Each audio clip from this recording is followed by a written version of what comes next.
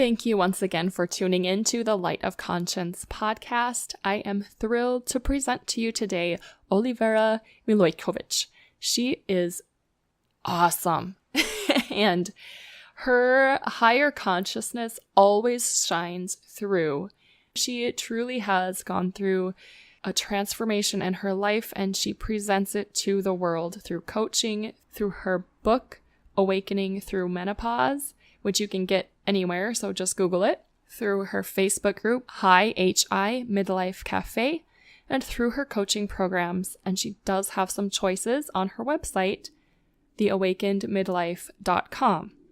So if you are ready to transform into the new you, live from a higher perspective, reveal and step into your own greatness, have insights, wisdom, and inner power, be lighter, love deeper, and experience clarity and freedom like never before, this is the podcast for you. Everything is different, child, but everything's the same. Life knew all the answers long before we came. So look up to the sky and see the stars all shining and bright. Don't know about tomorrow, but here we are tonight. Olivera, welcome to the Light of Conscience podcast. Thank you, Elsie. I so am loving to be here. And I am so loving that you are here. I cannot wait to share you with the world. And before we dig into more of your purpose right now, I'd love to ask you, what made you realize that you're a way shower, and how is that showing up for you in your life? That's a great question. How do I know I'm a way shower? I always thought I didn't fit in. That's the first thing that comes to mind. I always thought the world seems to have it together. And look at all those people. They know what they're doing. They seem to know how to play the game of life. And I never caught on, no matter how hard I tried, no matter what I did. So I always thought that was a flaw or something was wrong with me. And then, eventually along the way, you kind of know that it's something else. It's not that something's wrong with you. And most recently, when you put up those 18 signs, how do you know you're a way shower? I mean, that was like a neon sign, because I noticed a lot of those points were like me. They were me. So it's comforting to know that, you are this, I don't want to say different. We're all different, but this is how I am, and I accept it. So that was comforting. Awesome. That's so fantastic. And yeah, I can relate to a lot of what you were saying about not fitting in. I did my best to fit in.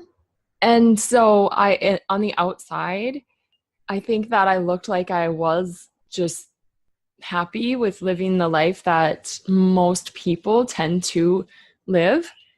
But inside, it was a very different story. Is that your experience as well? Exactly. Not so much conscious. I mean, I don't think not at all, maybe a little bit. It was very unconscious most of my life. It was just something that I constantly tried to adapt myself to. I thought this is how people live. They just adapt themselves to different situations in order to fit in, which seems ridiculous now. But I lived a different life inside of me. Inside of me was this Olivera that was nothing like the outside masked me or the role that I thought I had to be. So yeah, I think most of us relate to that. Yeah, way showers are here to, I guess, for me, way showers are here to discover themselves, even in the midst of maybe trying to fit in or not, because a lot of times we rebel as well. I myself, and I think we both kind of went the opposite way of trying to fit in so perfectly that we were perfectionists and wanted everything to be perfect. But I believe that we're here to find ourself in ourself and shine that out so that if others are like us, they can feel safe, or it's hard to explain, isn't it? But Yeah, it is a way. Oh, so go ahead, because I think your words might be a little more no, it's eloquent. all right. Well, the combination of this whole conversation will bring to light whatever it needs to be. We, as we become who we are as way showers, as we embrace who we are and be a reflection of who we are, that inside out, this is how we show others, by being the example. It's not so much in explaining. I mean, obviously we're going to write, we're going to blog, we're going to talk, but the greatest way, I believe, is to be that which you know of as a way shower. Be it every day, in every way, in every conversation, when you're eating, sleeping, talking. And I say that to a lot of people who are around me. This is how you be who you are, by being it all the time. Yes, Mhm. absolutely. And it's ever evolving. So there's never a, oh, I'm not being me completely. You have a sense and a feeling of, is this my truth, when you're being who you are and when you're maybe not? But there's no like, oh, I'm bad because I forgot to be myself for a little while. Exactly. For me, also, being who I am is not judging myself for who I am in the moment. And, my big thing is authenticity. So being who I am to me means being comfortable in my own skin and not feeling like I have um, a bruise or a pain on me, that when someone bumps up against that, I have to defend, or I have to crawl into a space to hide. So shedding all of, I call that not me, all those hurts and pains. And if you can feel comfortable in your skin, there is a feeling of comfort. There is a feeling of, even though something comes in my awareness, or something in my life, or something walks through the door, or some person is talking to me and it's uncomfortable, I don't pick that up. I know that's not me, because I've distinguished what authentic or truth or my consciousness, my presence is. So it's all about allowing, right? As soon as you pick it up, you're in it and you're going to feel it, and it's going to bump up against something that is there in you if you haven't decided what is you and what's not, if you haven't cleared up what's you and what's not. Being you should be the easiest thing in the world, like a leaf just growing on a tree. It doesn't effort, it just grows. This is how I feel authenticity feels like. It's an experience. It's kind of difficult to explain, but nature really is a great example. It's being, it's just, rivers are just flowing, they're not efforting. If there's a rock, it'll just flow over it. It's so right. It's so Yeah. easy to understand when we see it that way. And again, so difficult, like in our own lives. But that's the practice. I've done my practice. It doesn't come overnight. But if you really want it, you can have that too. You can. And I'm almost in tears just hearing you explain so purely what this light of conscience really is, or higher awareness, or just being yourself. To me, it's all the same. It's just different words we like to use because, in my opinion, words are fun. But I wanted to ask you, how was your process in the recognition? You said you recognize now your authentic self, who you really are. What practices or what words did you read? Or I don't know how you came to this. And I think it would be really fun to hear your process. How I came to be authentic. All my life, I wasn't authentic. I was a people pleaser. I always wanted to make sure I did things like other people told me to, because I didn't know what my own way was. I didn't recognize my own self. Um, I, yeah, she kind of went into the background, I guess, sometime after I was born. She went into the closet and didn't come out until 38.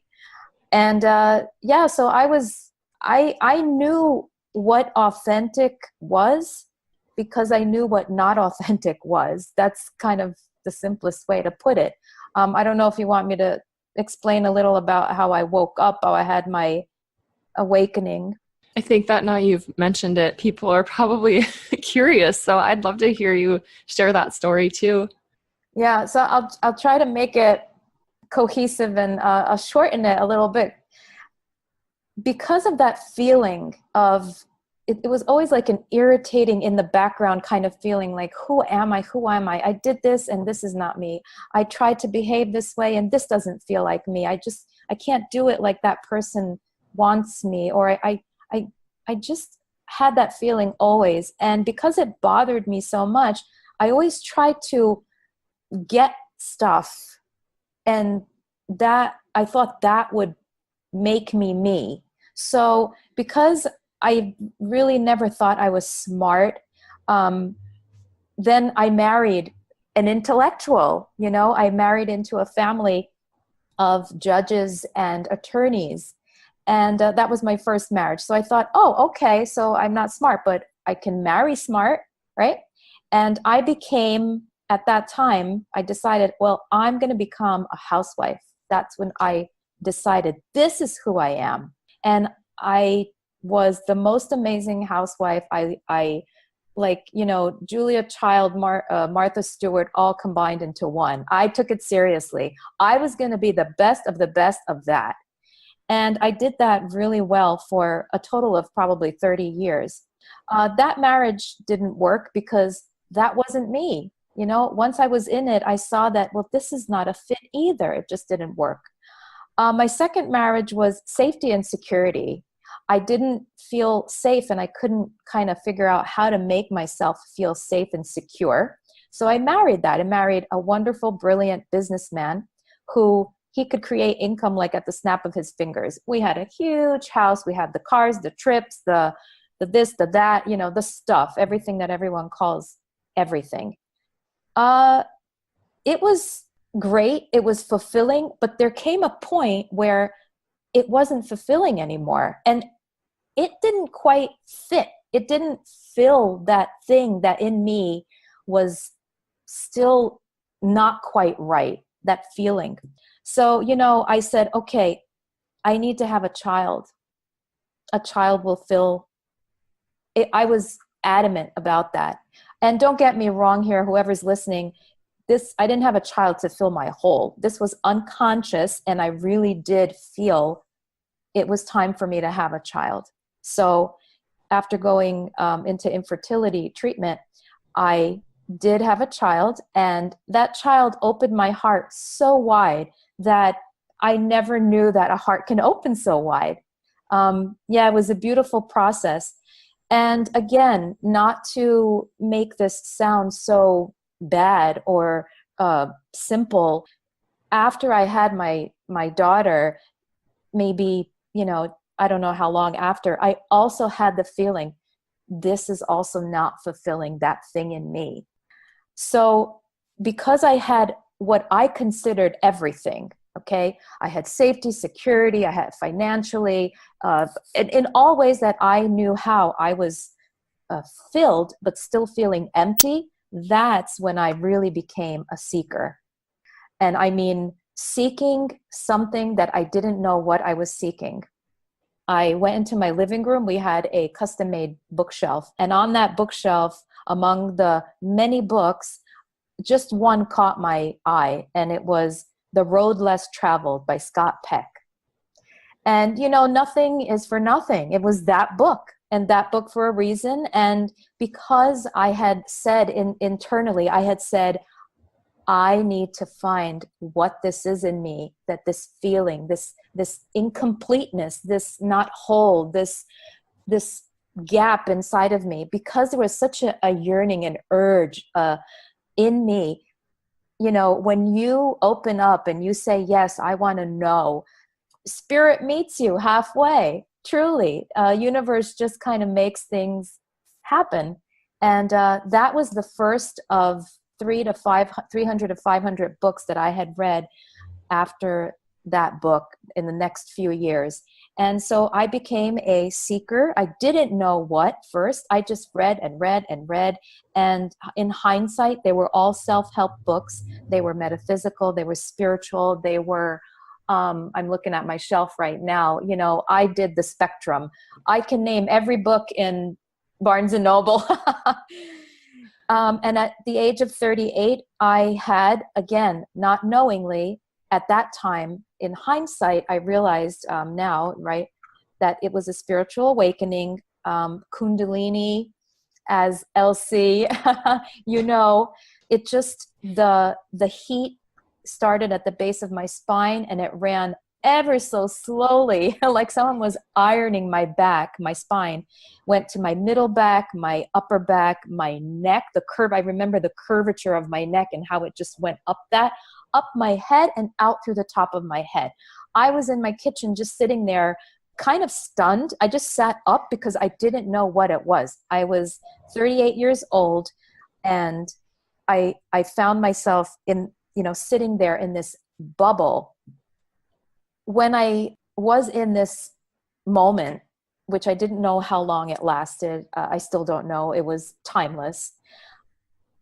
I describe it always as like falling out of an airplane. I was in a place where there was no mind. I had no conditioned mind, meaning everything that I was ever taught, everything that I ever heard, like, oh, you should be like this, or this is how it is, or a belief system, or a value, or emotions, all of it that went with that, all of that was gone. It was wiped clean like a slate. And I felt afraid. There was fear in that moment, but I wasn't afraid. You know, it was a frightening feeling of being in free fall, because my mind had nothing to grasp. It had not one thought. And it was really scary, but I wasn't afraid. And I had two thoughts prior to that bubble. Oh, wow, this must be menopause. This thing, this heat, is, oh, must be a hot flash, right? I had heard of that. And the second thought was, well, isn't it a bit early? 38, right? After those two thoughts, I was in that free fall, and there were no thoughts. And coming out of the bubble, the thing that started happening to me, I was in the middle of my life, right? Remember, I looked at my ex-husband now, I looked at my daughter, my mother, my father, my neighbor, and every single person reflected myself back to me. I saw myself in every single person. What that means is, if I'm looking at you, LC, and I see and I feel an anchoring of consciousness, or I see an anchoring of light, I feel that from you, I know that that's in me. It's just reflecting back. You are reflecting back to me. Or for example, my ex-husband, I had thought he was very powerful and strong and always knew what he wanted, and he was fearless, and he was a risk taker, and I loved those attributes about him. And when I woke up out of that spiritual awakening bubble, I knew for a fact, it was a knowing, that those were the things that were in me that I thought were only in him. And that's why I was attracted to him. And I can say this about every person in my life now. So after that experience, never, ever, ever again, up until today, had I ever felt empty, or like something was missing in my life, or there's a void that I can't fill. That went away because I saw and felt and knew the real me, the authentic me, the me beyond the personality. I had touched that is nameless. You can't really say what it is. So, and that's what I love to share with other people today, in some form, in many words, but they do get across the bridge. I can bridge the gap between where I used to be and where people, let's say, are, when they come to me, to that higher self, that truth, that authenticity. This is the gift that I have to share now. And That was a nutshell. it was an awesome nutshell. And you are gifted. And truly, from my own experience, I just want to let the listeners know that what Olivera sees and reflects back to you is really the pure truth of what is in your own heart. And sometimes you need somebody that's reflecting back to you to show it. I mean, truly, if you have a question, she will answer from the higher awareness, which is in all of us. So really, she's answering from your higher perspective. And it's just the most beautiful thing to be in her presence, even if it's on her Facebook group. I'm going to put a shout out here to HI, Midlife Cafe. You don't have to be in midlife, and you don't have to be a woman, right? Yes, that's right. That's right. It's all about higher self and higher consciousness. Yeah. Or in person, or just chatting. If you can get into Olivera's presence, I highly recommend it in any way possible. And I wanted to mention, when you were talking about your awakening, when you were in the bubble, and you said it was like you were just falling from an airplane, you had no thoughts to hold on to. The word that came to me was liberation. And I thought, I think that we in this culture or society have this idea that liberation is just free to do whatever you want. And in a way it is, but I believe the deeper and the truer meaning of liberation is to not have any constructs anymore. You are free from every belief that you've even ever had. You are just free from any of that structure. That's true freedom. That's the feeling. We can't really say that is freedom, because that cannot be named. We can only say that is what being liberated feels like. That's what being unencumbered or not labeled. It's not a label. That's where the labelless world exists. That's why you feel free, because there's no label, so there's no judgment.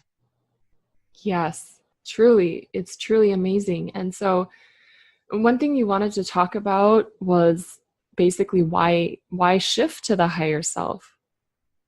To be free, to experience the higher self. And again, to all the listeners, we are just, exchanging words here. And because we're talking about higher realm, higher consciousness, the usual English words will not really define these things, but they will give kind of a picture of what it is like. So that's what I'm going to attempt to do. Again, the higher self doesn't live in a duality world.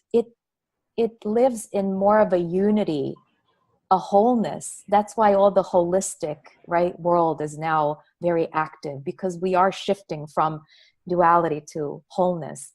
Higher self is important if you want to feel this freedom, if you want to have that sustainable, renewable energy source at your fingertips anytime. And again, I'm listening to the words as I'm saying them. It's an experience. You can't logically listen to these words and understand it. They can only either these words will either ring inside of you and say, this is sounding exciting, or I want to know more, or it'll open up a curiosity in you. And if you're ready, if your inside is ready for that, you will take some step towards that. Like I did. I took the book off the shelf. That's how it started. It starts with the littlest thing, and we overlook it often. That's why I like to talk about this one book, or, this one thing. That's why the higher self is important. It allows you to live in duality in the world, but not really have the heaviness of being in the world. It's a beautiful place to live from. I'm at a loss for words. Oh, I just love you so much. So when you're in that higher place of the higher self, there's no real option. I guess you always have choice no matter where you are and what you're doing. But when you're really in your truth and in that higher self, it's almost as though the option to not be authentic anymore isn't even an option. Does that make sense? Like, it is, but it isn't. I can say a few things. That higher self, that authentic self, once you get to know what that feels like, that is so strong. That is like the strongest magnet, let's say, that on earth can exist. That's what it feels like. You still have a choice. When you're in your higher self, when you wake up, when you become aware, more conscious, you have something called a conscious choice, right? As opposed to being unconscious and just saying, well, I don't have any choice. This is how it has to be. When you wake up from that belief and you know it's not true, you say, I have a conscious choice. In authenticity and higher self, you also have a choice. You can go back. You can, because you have the choice consciously to choose. Do I want to live in some other place, in some belief, in some, I don't want to say a lower consciousness or whatever. I don't like to really say that, but you have a choice. That being said, that magnetic you, that authentic you is so much stronger. It's like, it's not even in the same world. So it's really difficult to choose something other than, let's put it that way. Is that fair? It is so fair, and it resonates completely with me. And I know I'm not the only person that has. You're right. When you experience living life the way you believe, and not even believe, but is your way of experiencing life, no one can ask you to change. And why don't let them just be and live the way you experience life, and let that light the way for others. And that's why we chose to be way showers. We chose to be way showers. I used to be very angry when I woke up. I used to look up in the sky and say, I can't say it here, but I will say, you can say anything you want. Why? What am I going to do with this now? Really? Like, all my life, I wanted to fill that void and fit in. And now I fit with myself and I know who I am. But okay, and now what? Now I have another problem. Until I realized, like, eventually over the months and years, as I gained new footing and filled out myself, my new self, my authentic self, it revealed the why, the what, the how. That's why today you and I, LC, can sit here and say with ease, or more ease, we are the ones who chose to be these people, where we wake up and it is hard before and after, but we're the ones that are going to show the way to others. We chose this. So we have to, I see it as, instead of asking why, like years ago, now I know I chose this. Otherwise it wouldn't be me like this right here. That's the answer. It is. And I want to expand on, I chose this. I think a lot of people, and you were just explaining this, you would wake up and be like, why? And feel like a victim, right? I've felt like a victim for enough of my life. And it's kind of a pattern on earth. Who's the biggest victim today? Is it this group of people or that group of people? And now it's this group of people. And I think, whereas it's fine to think that way, it's not very liberating. And if we individually can recognize that we truly create our own reality, and if we can come to the understanding of that phrase, I chose this. Why is anything the way it is? Because I chose it on some level. Maybe it was my soul before I came to earth. I don't know. If you don't believe in that, then it was some decision that you made during this lifetime that created the reality you're living now. And if people can come to the point where they really get it, I chose this. That's the most empowering thing, because now what do I choose? I chose this. Now I'm going to choose what feels better, or whatever it is. Exactly. I was just thinking empowering, this word as you were speaking. That is the linchpin to switching from this things happen to me or unconscious living. You choose consciously or unconsciously, right?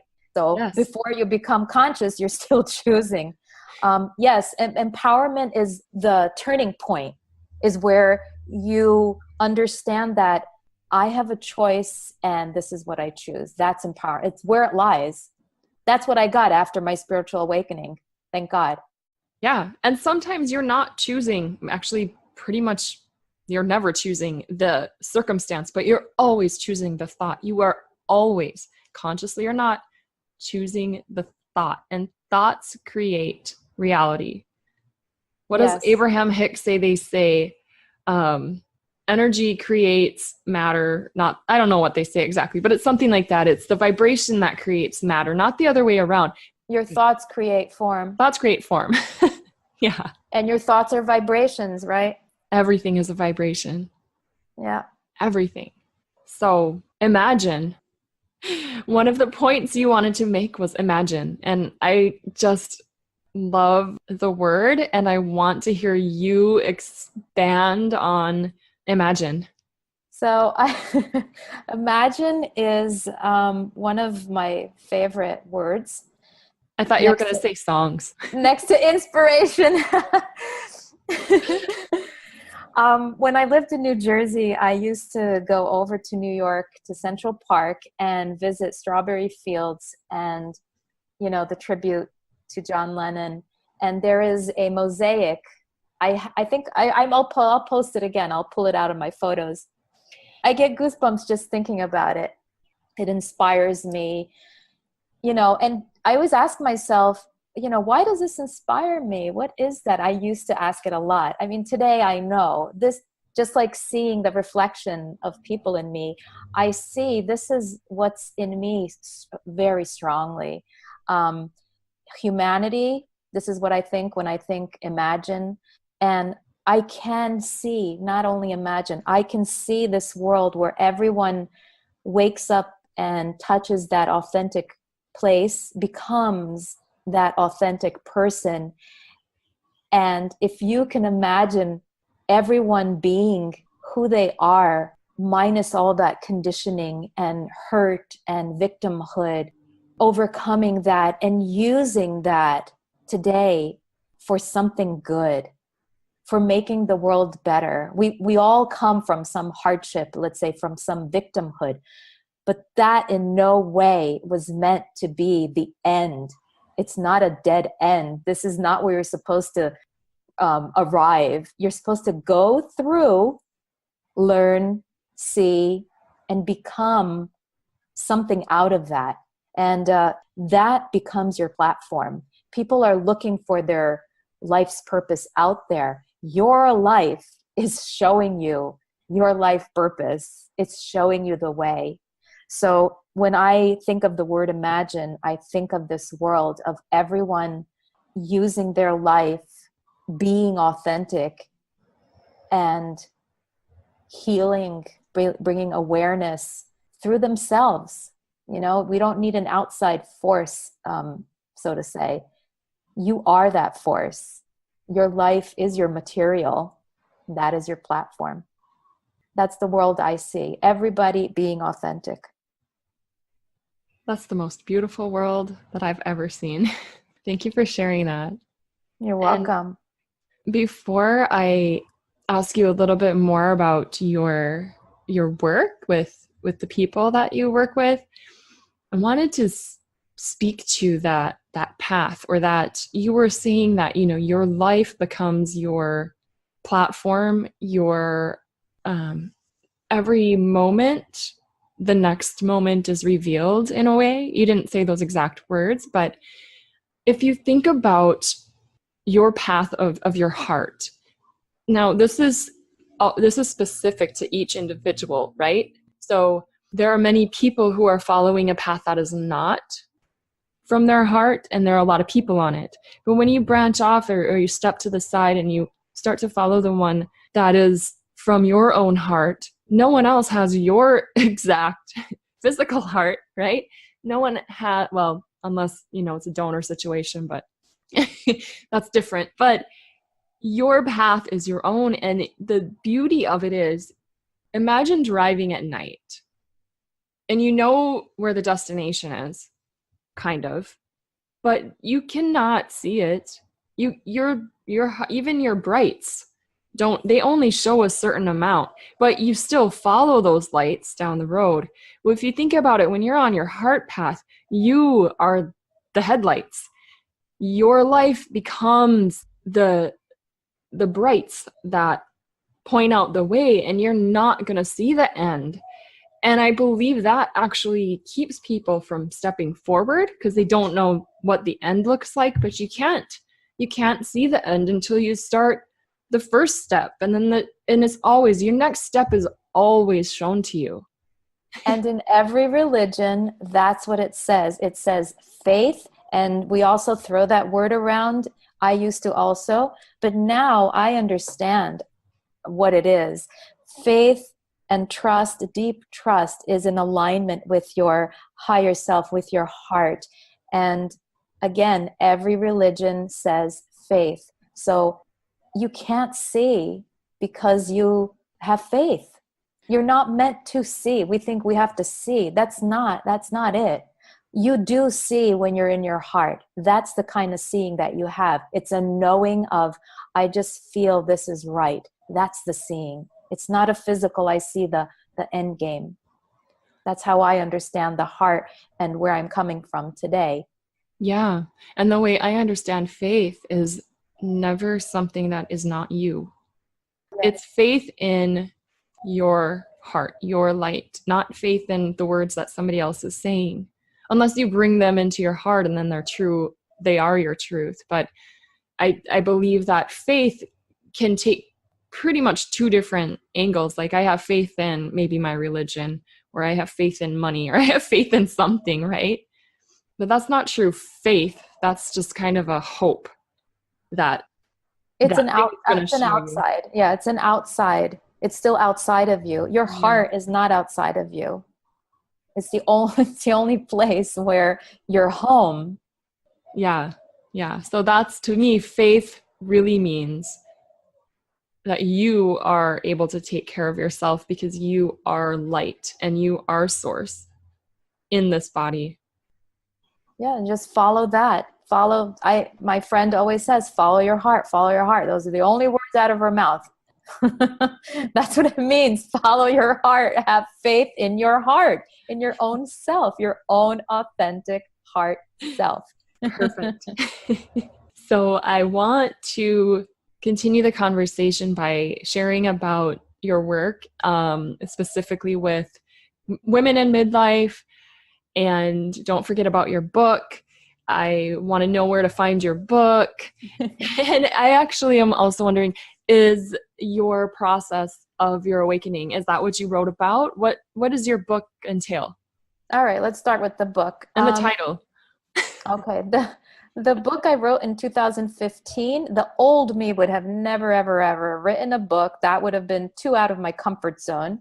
But I'm not that person anymore. And my awakening was so strong. It woke me up so strongly to share this knowing that I received in midlife, which I'll share in a minute, that it superseded the fear of that old me. And that's the reason I wrote the book, because I had such a strong urge to share. I couldn't not do it. I knew that I would write a book. That's it.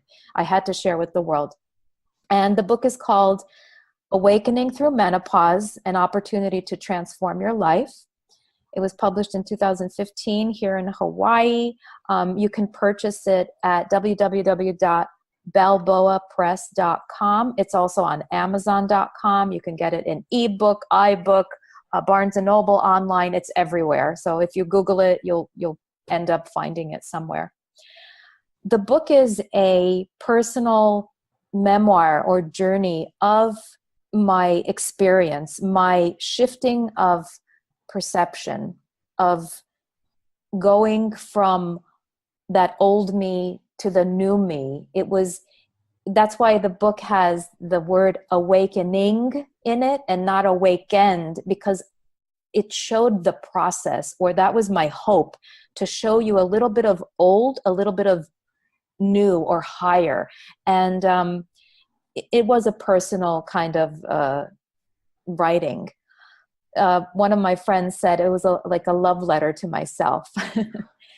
So the work that I do today, and the work that came out of the awakening, and what the awakening showed me specifically was, and this is the key to my whole existence here, all the way up until midlife, we construct these beliefs, we latch on to other beliefs, we create beliefs ourselves, we make mind structures, we are conditioned, we are layered upon from day one, from our parents or whoever was bringing us up, to our school, our church, our everything, just layers and layers and layers of, I call it conditioning.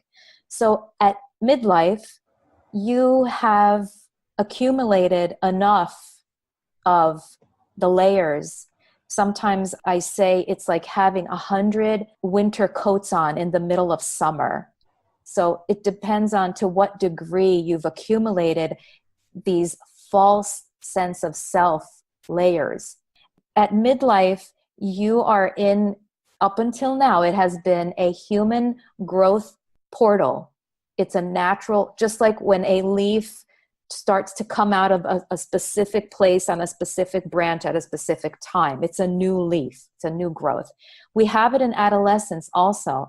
And the way that I understood it in my awakening, in that moment of knowing that higher self, it was like a teacher teaching a class, kind of, in that bubble.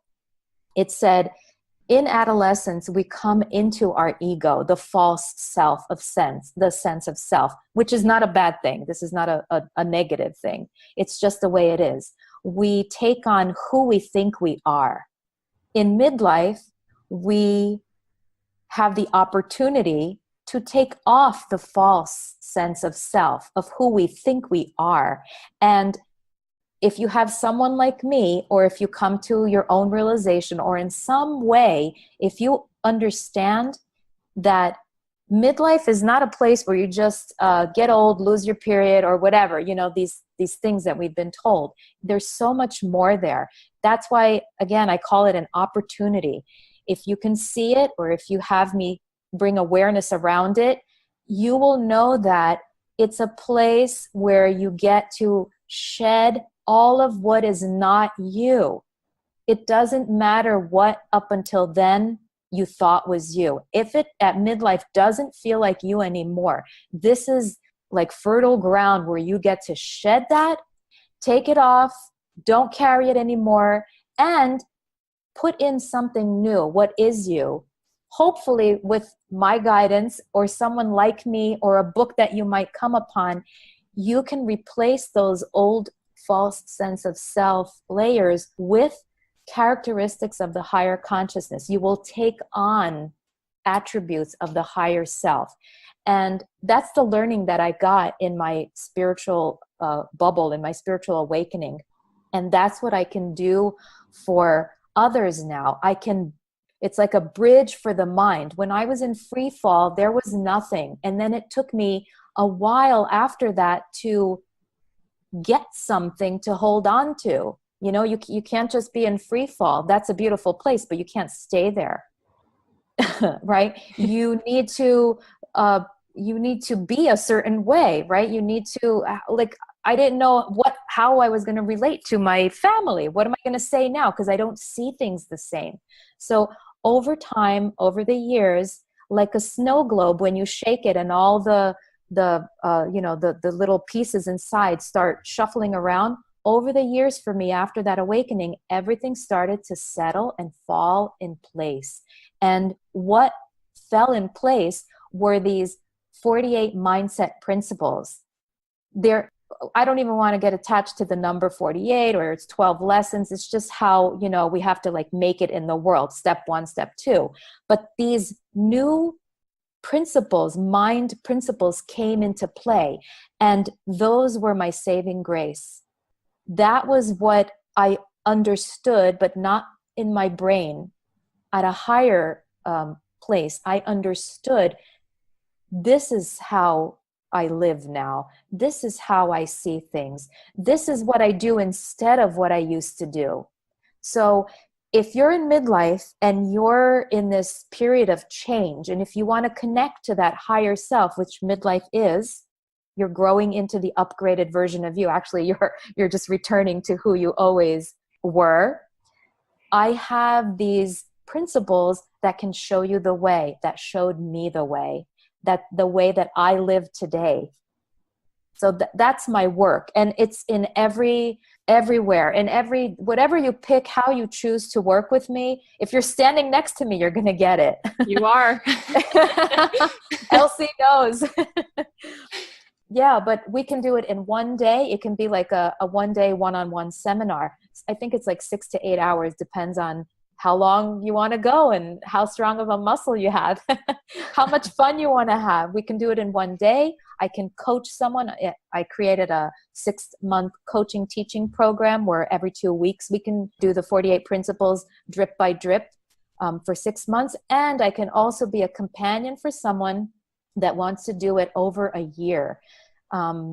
Really every week we have a conversation, we look at your life, we look at what's going on, where you are, and how to switch where you are to where you want to be, how to connect you to that higher self so that you can live life from that place, from that point on, to give you the freedom, the ease, the mental clarity, everything that goes with higher self. And if you look on the website, theawakenedmidlife.com, under coaching services, I believe, I list all the benefits of living the higher mindset.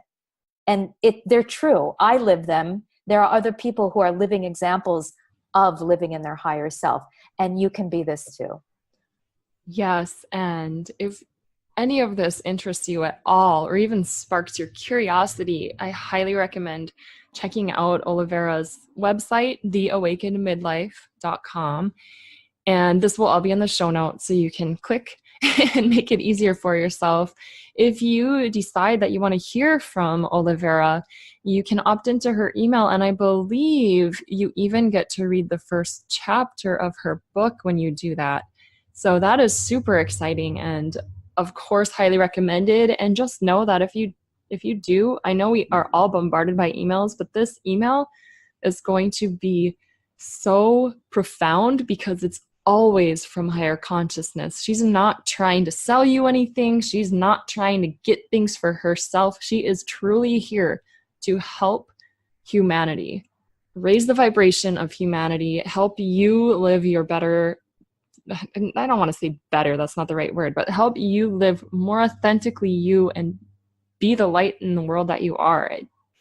Can I add one more thing? Please, I just remembered. yeah. I think this is easy.